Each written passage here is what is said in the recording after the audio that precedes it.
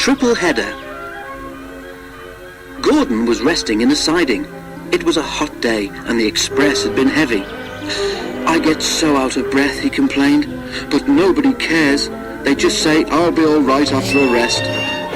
"Get the Fat Controller to give you tanks in the bunker," suggested Thomas cheekily. "You feel a new engine. We tank engines never get out of breath, you know." Perhaps it was lucky for Thomas that poor Gordon hadn't the energy to reply. The men worked hard on Gordon, but they couldn't make him better. "You need new tubes, Gordon," they said. "You'll have to go to the works to have them fitted." While Gordon was being mended, Henry pulled the express. But one morning, just before Gordon was due back, Henry was ill too. "We've no spare engine except Thomas," the inspector told the Fat Controller, "but he can't pull the train on his own." "Could Percy help?" asked the Fat Controller. The inspector shook his head.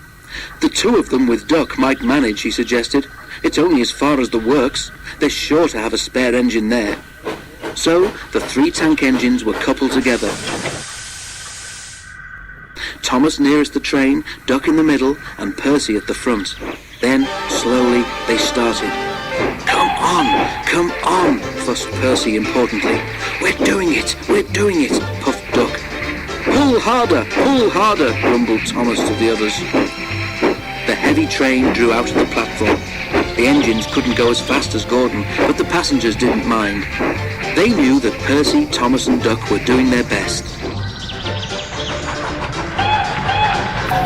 Expresses are not like branch line trains. They don't stop at all the stations, and the engines don't have a chance to get their breath back.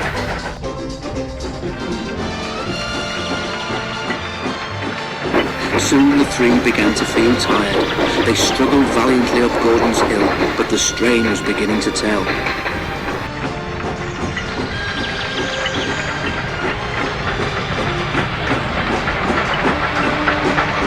"I'm glad we didn't stick there," thought Thomas. "Gordon would never have let us hear the last of it." But the hill proved too much for Percy. His driver blew his whistle and stopped the train.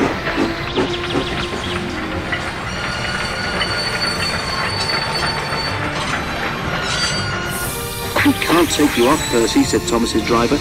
"Do the best you can to keep your brakes off. It's not far now." This made things harder for the other two, but they struggled gamely on, twin columns of steam shooting high into the air.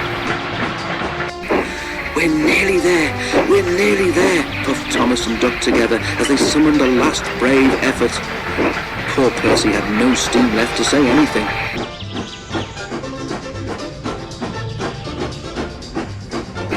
They were just passing the works when Duck found he could go no further. Thomas could not pull the heavy train on his own, and the cavalcade came to a standstill a few yards short of the station platform. And there, standing watching from the works siding, stood Gordon. The Fat Controller, who'd been on the train, told the three engines he was proud of them. "You did very well to get so far," he said, "and now you deserve a rest." Duck, Percy and Thomas were uncoupled, and a new engine took their place.